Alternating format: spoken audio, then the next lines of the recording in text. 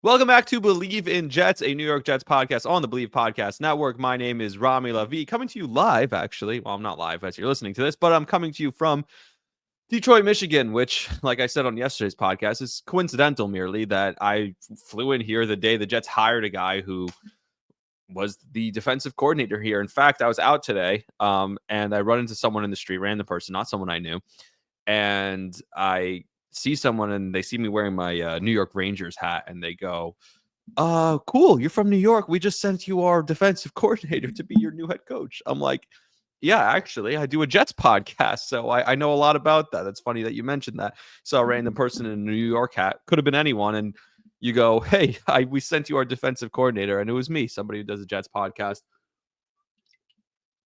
obviously. So that was interesting. We'll talk a lot about that. We'll talk about the GM search, the coordinators, who that's going to be, because they've announced now that the head coach and the opening press conference for Aaron Glenn is going to be on Monday at 1 p.m. So I'm assuming they're going to do it in conjunction, a joint press conference with the general manager. And apparently the GM search is down to, I've seen mixed reports, 3 finalists and 2 finalists. So we'll get into that. We'll also talk about the games. It is Championship Sunday this weekend. And as you're listening to this, it's Friday. So it's a football Friday. I'm recording this late Thursday night here in Detroit. So by the time you're listening to this, it's going to be Friday morning on the East Coast, and people will be waking up listening to this. And it's a football Friday, so we'll talk about some of the games, some of the picks. And while I am throwing my full weight behind Aaron Glenn, I am fully in on Aaron Glenn. I'm not one of these people, like I said. I still don't think it's necessarily the right hire, but it's not because of Aaron Glenn. Everything I've seen from Aaron Glenn, the videos on social media, the clips from Hard Knocks, him on the Pivot podcast with Ryan Clark, all the different things we've seen from Aaron Glenn, he seems like he's the right guy for this job. He seems like he's the perfect hire, a guy who's a leader of men, toughness, guy who comes in here. And the problem is when you have such hot candidates, they come to the Jets and all of a sudden, Woody Johnson, the media, the fan base, the just dark cloud that is the New York Jets starts to reign over them. And all of a sudden, all their hype, everything that people had, the way people viewed them beforehand gets zapped out of them. And it sucks. I don't want that to happen to Aaron Glenn. So I almost feel bad for him that this is where he chose. And it's funny because he takes the extra day to make the decision, which, by the way, my God, the reporting on that. He left the building. The Jets weren't going to allow him to leave the building. He left the building, and who knows what's going to happen now? Like the way that's being reported. I mean, the anti-Jet rhetoric online, and I know this isn't not anything new, but the media loves to play into it, which is part of why when people come here, they struggle, because the second something goes a little bit off or has the appearance of going off, the media takes it and runs with it. And I'm not talking about the local New York media. This is the national media and how they decide to report on the New York Jets. And so the guy was just going to take an extra day to talk to his wife, came back to Michigan, by the way, on Woody Johnson's private jet. So it's not like he was just leaving with Woody's jet and not coming back. He came back on Woody's jet. He talked to his family. He decided this was the right decision for him. And I hope he's right. And speaking, by the way, just a quick aside, because everyone's talking about this today, but I mentioned how media takes reports and stories and runs with it, specifically when they relate to the Jets. What about the story that's going on now with the Jaguars situation? This is the craziest situation I have ever seen. And the fact that it's not being covered and talked about 24/7 and blasted out by every single account the way it would be if it were the Jets, because the Jags, a great franchise, the Jags, they get the free pass on this one. It's nuts. Okay, so just to recap what's going on here. So I'll just read directly from the guy, My Sports Update on Twitter. To recap, Liam Cohen was the Jaguars' top target of their head coach position. He was set to interview on Wednesday, but then withdrew his name. The Bucs then offered him an extension to become one of the highest paid coordinators in league history. So the Jaguars freaked out over this and fired their GM, Trent Baalke, which was crazy also. So maybe they thought that Liam Cohen pulled his name out because of something to do with Trent Baalke. They fire him. They then reached back out to Cohen asking if he would reconsider. By the way, had essentially agreed to be the Bucs, to stay on as the Bucs OC after he got one of the highest paid coordinator positions or coordinator extensions in the league. Cohen hadn't yet re-signed or hadn't yet signed his extension with the Bucs, and so he started re-engaging with the Jaguars. Now Cohen they're saying that the Cohen's at the Jaguars facility right now, and he's trying to finalize a deal. Meanwhile, the Bucks can't get in touch with him. The Bucks are like, "Hey, are you coming back? We just offered you the biggest coordinator contract in the league. Where are you?" And he's not responding to them. And apparently, he's been hiding out in the Jaguars facility, working on the next contract to be. But where, by the way, and this is where it's hilarious, Robert Saleh was reported that he was waiting to go to Jacksonville to see if he was going to get that head coaching job because he became the favorite to be the next head coach. So Robert Saleh was waiting to get on a flight. Now, the report was that he had already gotten on a flight and he was in Jacksonville waiting to be interviewed because he didn't know what was going on with Cohen. That, according to Connor Hughes, who spoke directly to Robert Saleh, was not true. But this is what happens. Robert Saleh, his name is getting thrown out there and mixed in all this. And it's always those guys. He gets his name mixed in all this in a negative light. You know why? Because he came from the Jets organization. So, like, the mud is more on Robert Saleh and less on the Jaguars and Liam Cohen and the Bucks and that crazy mess. Like, what is going on here? And this is what happens to the Jets organization. This is what happens with them. And so my point is that I feel bad for Robert Saleh because he got caught up in all this and he shouldn't have been. Like, there's no reason for him to get caught up in this whole situation. Now, there's no reason for Aaron Glenn, who was one of the top candidates, wherever he would have gone, he would have been considered one of the top candidates because you see everything about him. You see the way the players reacted to him, see the way the former players reacted to him. Everyone has only positive things to say about Aaron Glenn. And so when you see all that and you hear all that and you read everything that's going on, it's like, man, this guy is definitely the right guy for this job. He should be the perfect hire on paper for this job. But where I still am hesitant is when he comes in here and it's the media and it's the national media, and it's the way the franchise is viewed, and it's freaking Woody Johnson getting his dirty, grubby little hands and everything and touching everything and ruining everything. This is not an anti-Aaron Glenn thing still. I just don't know how he's going to be able to handle this. And I wish him the best of luck, because if he's successful and he's the coach for the next 15, 20 years and he's becomes the most successful coach in Jets history, I will be thrilled. Trust me. It's not fun to do this podcast. Hey, do you guys notice, you watch this podcast, you listen to this podcast, you notice who's not on the podcast a lot recently? And he has every right to not be on it recently because he's got other stuff and better things to do and better things going on than to talk about this terrible franchise. That's right. That's Bilal Powell. And I love Bilal. And we talk all the time and we text all the time. He's just not going to commit his time the way I can. He's more busy than I am. He's got a wife. He's got kids. He's got a coaching job. He's got other stuff he's doing with Louisville. He's got his new charity with the 29th and 9th and what they're doing. And it's a great foundation. You should go check them out if you haven't already. He's got a ton going on. And he doesn't want to sit here and talk about the terrible Jets.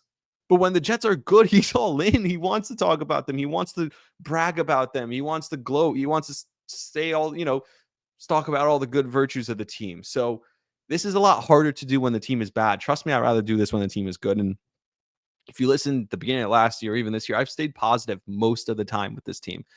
And so to sit here, even this is positive, to sit here, I could just sit here and say, well, they're never going to be good because as long as this owner is there. I'm not going to say that. I'm going to try and find some sort of,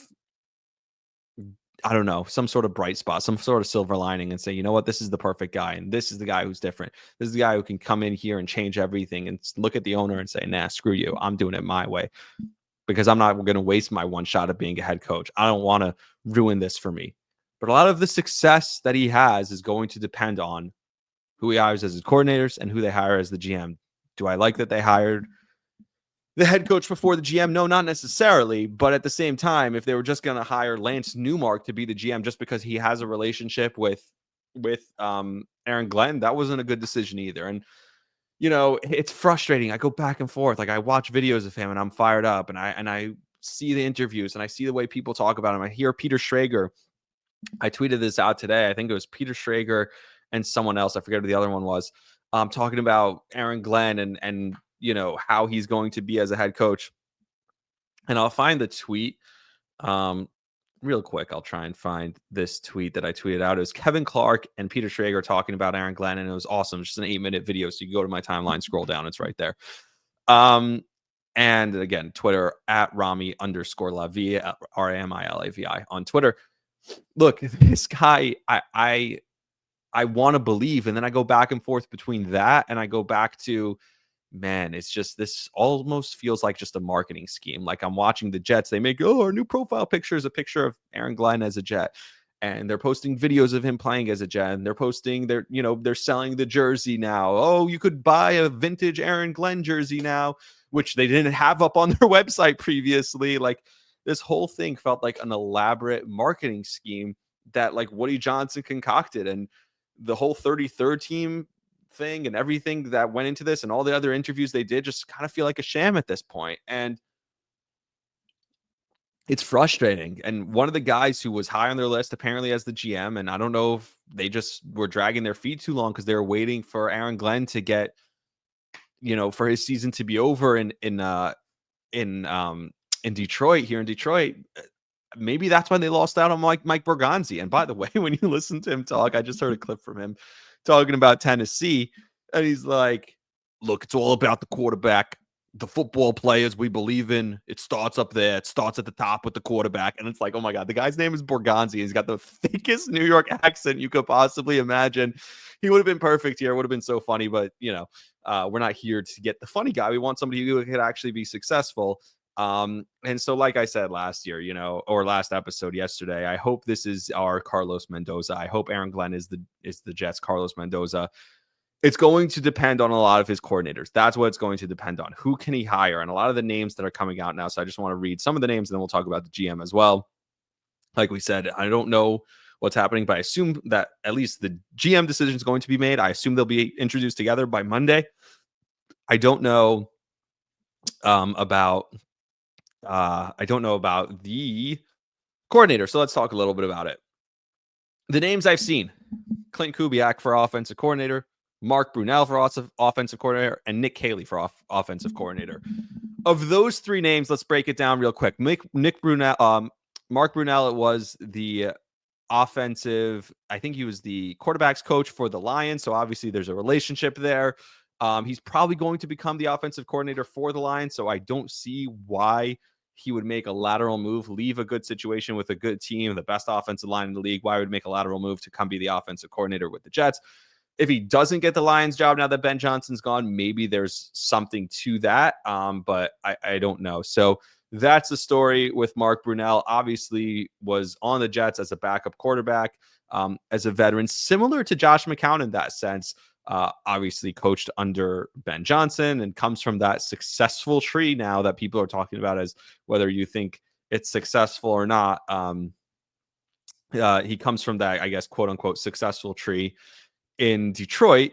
And he could be obviously the offensive coordinator. So now Clint Kubiak is the offensive coordinator for, it says he's the Saints offense coordinator. I don't think that's true. And that's Wikipedia. I think that's wrong. He was the quarterback's coach for the Denver Broncos is where I think he's at right now.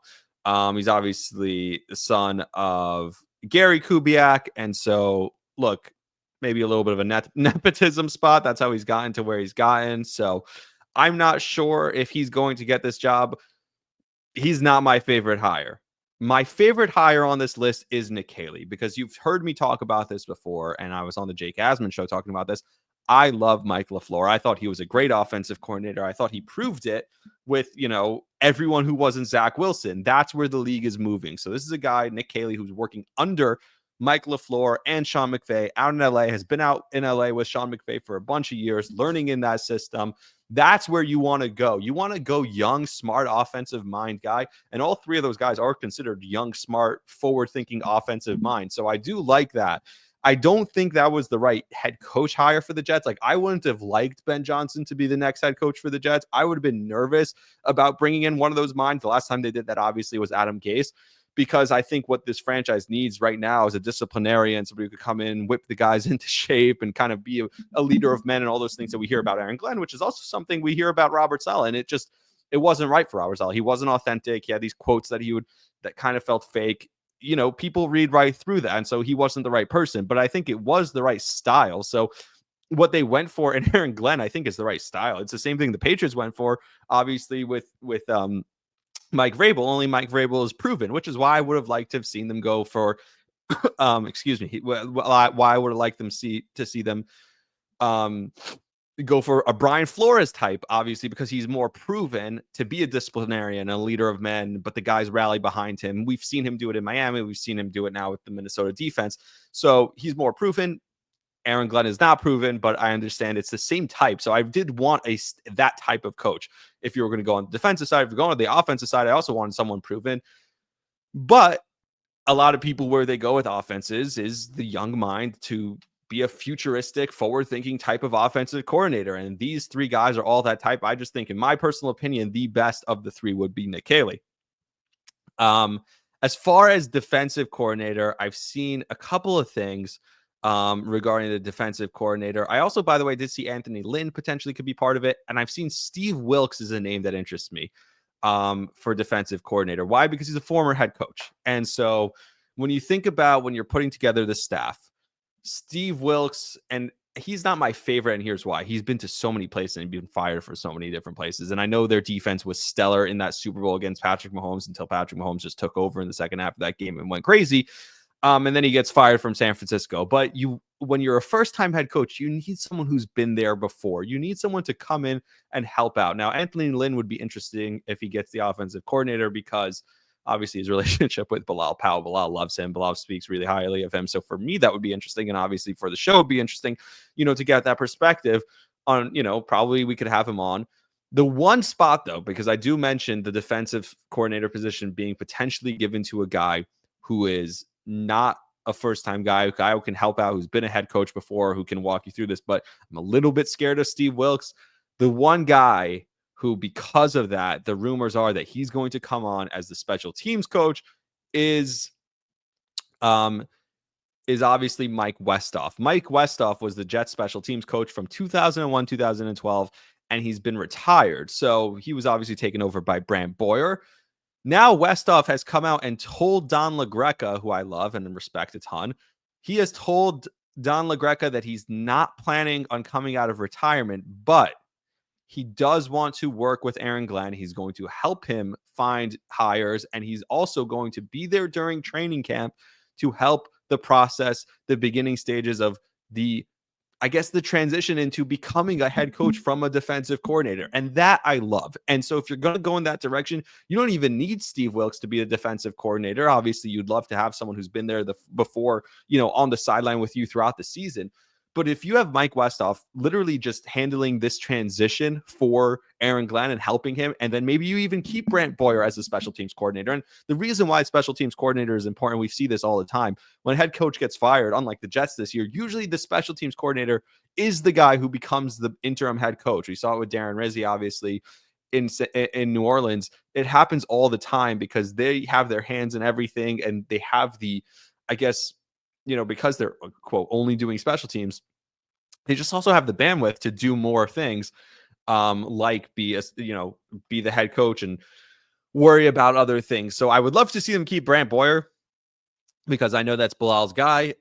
So maybe they keep Boyer, but then Westhoff is kind of this advisor role with the team, and he's there to help the transition throughout training camp, and he sets the tone as well. I love that. I love that he's looking for forward thinking on the offensive side. I love that he's looking for, on the defense / special team side, he's looking for veteran who's been there before, who can help me with this process. So those are great things. I think, and this is what I keep buying in on this, because everything I hear from Aaron Glenn, I love. And it's, I don't want to be a hater. So I'm not even going to be a hater anymore. Again, I don't think it was the right hire. I'm not changing my opinion on that.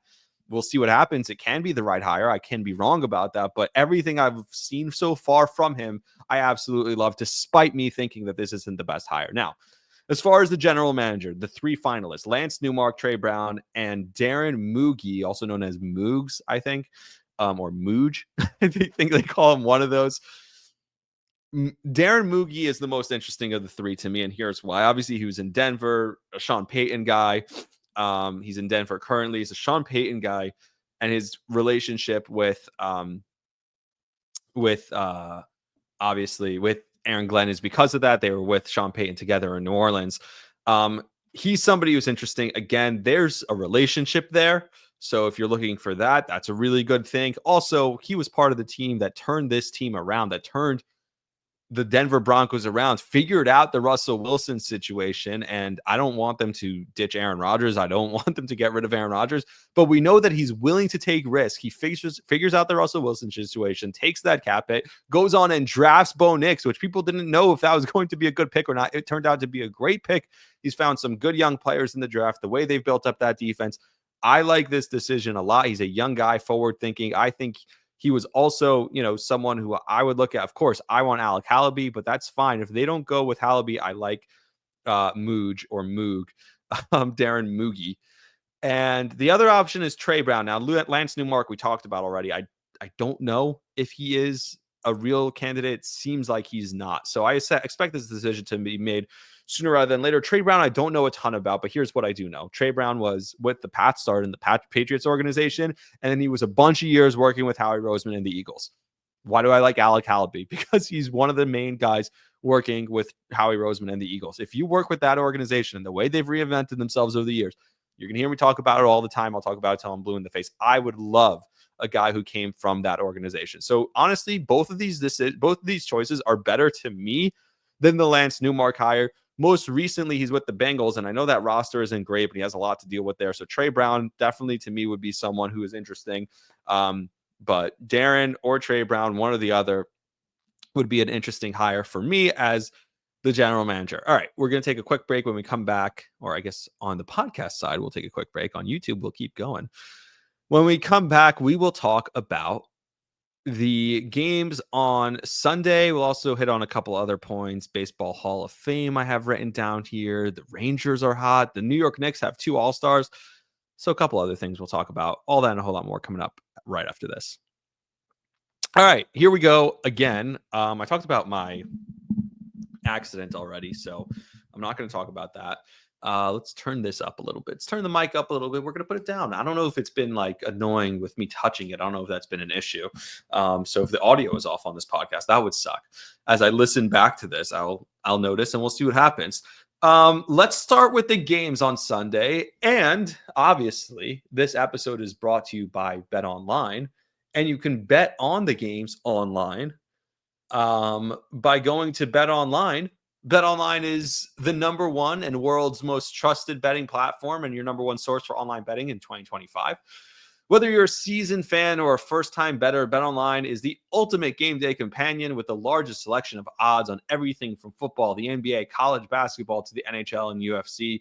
Bet Online is the number one sports betting source for your new year. From touchdown to three-pointers and hat tricks, Bet Online has you covered on every game, every play, and every win. Bet Online, the game starts here. So let's look at the lines for Sunday. And I want to start with the Commanders game, the 3:00 game. The Commanders are going to Philly. Philly is favored by -6.5. And here's what I'll say. And being in Detroit has obviously helped me, think about this. But I say this all the time. And this is something that is so true. There is no such thing when you get to this point where you're in an AFC, or in this case, an NFC championship game. There is no such thing as house money. I'm sorry, all you Commanders fans. Oh, this is house money. Who cares? We're going into Philly, a rival. If we win, it's the greatest win ever. But if we lose, man, rookie season, new head coach, the sky's the limit for us. We're just getting started, obviously, with Jaden Daniels, Dan Quinn, Cliff Kingsbury. It doesn't look like he's getting a job this cycle. He'll be here next year. All those great things. Wow, this is awesome. Nah, don't do that to yourself. You can't say that. There is no such thing as house money. Perfect example. Look at the Detroit Lions last year. Oh, house money spot. Don't worry. Yeah, we were up by 2 touchdowns in the game against the San Francisco 49ers, a chance to go to the Super Bowl. We lost. It's okay. No problem. We'll be back. We have this coach. We have such a good, talented young roster. We had Jared Goff. All these things are going to be great when we come back next year. How about this year? They have a great year. Boom. Lose in the playoffs. Their roster gets decimated by injury. Now everyone's plucking their coordinators. Aaron Glenn, gone. Ben Johnson, gone. Who knows if it's going to be the same? Who knows if you're ever going to be back in that spot again? So if you're the Commanders, no, it is not house money. Maybe that's what you tell yourself so you can relax a little bit, although I don't think Jaden Daniels needs to relax. He is in the perfect mindset. This guy is incredible. I've never seen a rookie who can just be so in the moment, so focused, so locked in, and also so chilled at the same time. Like nothing phases him. I love Jaden Daniels. I want to bet on them again, and I think they're going to go into this game not thinking this is house money, but they're going to go into this game thinking, we're coming for you, Philly. We want to go to the Super Bowl. Where my fear is with them is this is what the Lions should have done last week. They should have ran the ball down their throat. There is no way that anyone, especially the Detroit Lions and the offensive line, the two running backs they have, should have been throwing the ball that much. I told you that's what was going to keep the Commanders in that game. It did keep them in that game. Philly needs to learn from that. They have the best offensive line in the league. They have a banged up, obviously, Jalen Hurts. They have a passing game that hasn't been looking good. They have A.J. Brown, who's had 2 catches in the last 2 weeks. They need to turn around and hand the ball off to Saquon Barkley every single time. That's going to be their key to victory, and I think they're going to do it. I don't think they are like the Detroit Lions. I think they'll learn from their mistakes. I think they're smarter than that. I think they're better than that. They're going to turn around and hand the ball every time, and I don't think Washington can stop them. Can Washington keep up with them scoring wise? For sure. I know, the defensive front for Philly is menacing, and Philly, what's special about them is they get pressure with 3 and 4, and then there's still so many guys running around in the secondary. We saw Aaron Glenn kept blitzing, and it didn't work against Jaden Daniels because he would just escape out of the pocket and run. He would stand in there and make throws. But if you can get pressure, the same pressure that Detroit was able to get, but now you're only getting it with 3 and 4 guys, and now if he runs out of the pocket, you have a spy. If he's looking downfield to throw under pressure, there's a bunch of guys back there. I know they have issues. They're not perfect. They have some injuries with Nakobe Dean in the secondary, but still, I think for the Philadelphia Eagles, this defense is better. This defensive line, their offensive line, I think this is a mismatch, but don't count out Jaden Daniels. And I think they're daring us. They want us so badly to take the Washington Commanders in this game because it's only 6.5. It's like, oh, it feels like we should take them. I don't know if they can keep it within a touchdown. I really don't. And it scares me. I know Philly's offense hasn't looked great. I'm rooting like hell. I hope I'm wrong. I might bet the Commanders. I might tell you that the smart play is to take Philly -6.5, and I might bet the Commanders money line. You know why? Because I'm dying for the Commanders to win. I'd love the Commanders to win this game. And so that's why I might tell you, like, even if I tell you to take Philly, in my heart of hearts, I've seen them they've played them really well. If you look at the last few years, Washington's played Philly really well. I think they could go in there. It's plus 235. Can you imagine them going to the Super Bowl? That would be awesome. It scares me, honestly. And so I think if you're just looking at this from a logical, take your emotional brain off and just try and think of this logically. I don't see a way that Washington, I see a way they can win this game. I think Philly is the much better team in this case. And despite everything, I think of the run they've had this year and Dan Quinn and, Terry McLaurin and Brian Robinson and obviously Jaden Daniels, and he can win any big game.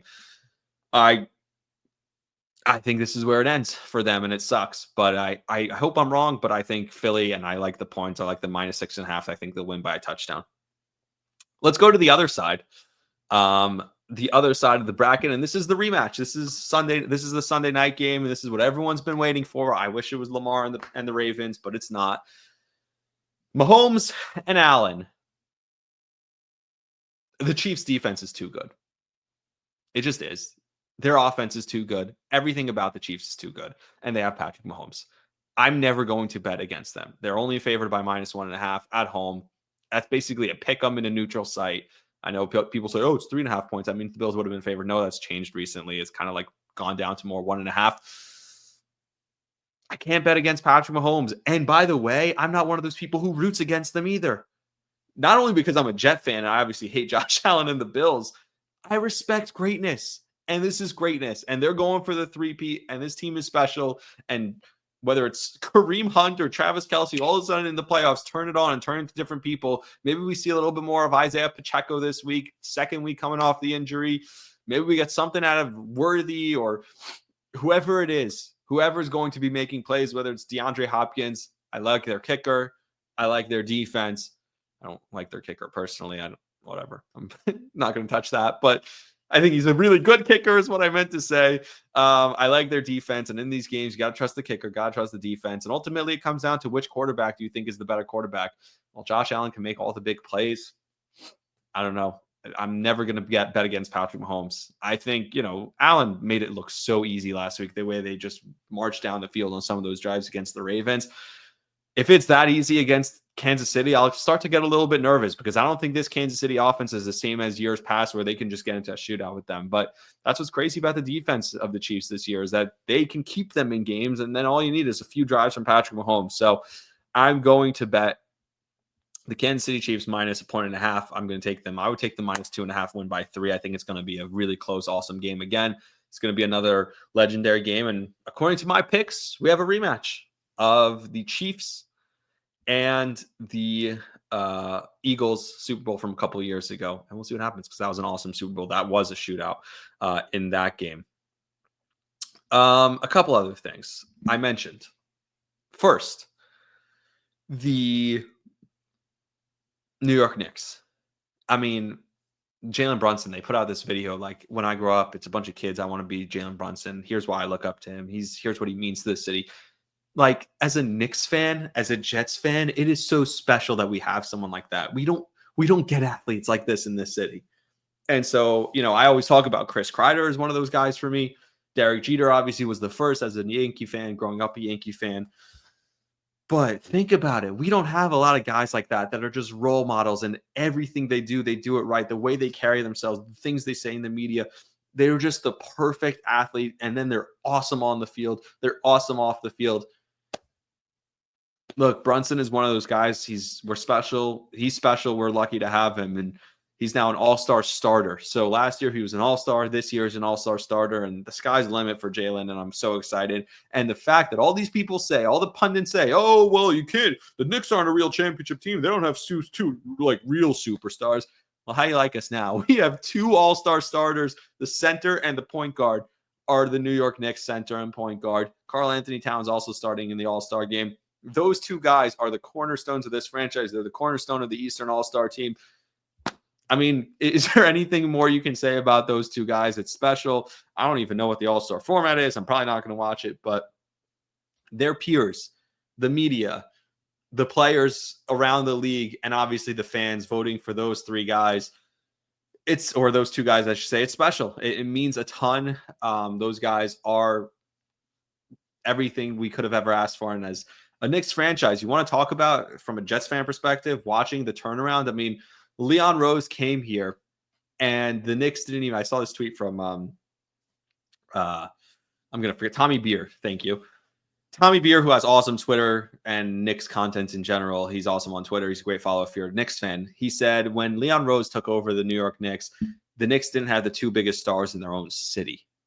Now they have the 2 biggest stars in the Eastern Conference. That's just chef kiss. Perfect tweet from Tommy. And that's what it is. We are so lucky. And that is the perfect example of an owner who hired the right people in Wes and Leon and got the right head coach in Thibodeau and took his hands off and said, you guys cook. And what he got, I mean, look, when he brought in Jalen Brunson, I'm sure he knew that he was going to be a really good player. I don't think he ever thought he was going to be this. We're so lucky to have him. Obviously, Karl Anthony Towns was, he was on his top priority list for a couple of years. Even when they brought him in, I don't think they thought it was going to be this good. And I mean, everything they've struck gold, everything they've touched has turned to gold. I hope this turns into more sustained winning. And the season has been up and down for the Knicks. They needed the time off now. They had played so many games in so many days. So the 3 days off is really going to help them. I expect them to go on a little bit of a run here afterwards. But I'm really excited. Speaking of a run, how good have the Rangers have been? I think they're 8-1-3 now in the month of January. They're getting production up and down the lineup. We're seeing guys like even Keandre Miller and Philip Hedl are starting to contribute more, but the 4th line has been crazy. They're getting so much production from Carrick and Edstrom and obviously Rempe. It's been awesome to watch. And Igor goes on these runs where all of a sudden it's like, he's unstoppable when he gets into these runs. He has, in the first minute of the game, a puck hits off a skate and goes past him. It's like, oh, this guy who had back-to-back shutouts, all of a sudden he's not that good. No, then he stopped the next 35 straight shots consecutively. Game over. Rangers win. 6-1 was the final score. So awesome stuff from the Rangers tonight. So I'm excited about them. I think they have a chance to go on a run. And my favorite guy, Chris Kreider, doesn't look like he's going to get traded now. It's 35 minutes. You know what? We'll keep it at that. I do have a couple other stories I wanted to get to. I had an Iron Eagle story who's awesome. I love Iron Eagle. He's probably doing one of these games for Westwood One. One of these playoff games. So I want to talk about meeting him because I did meet him at the Nets Knicks game the other night.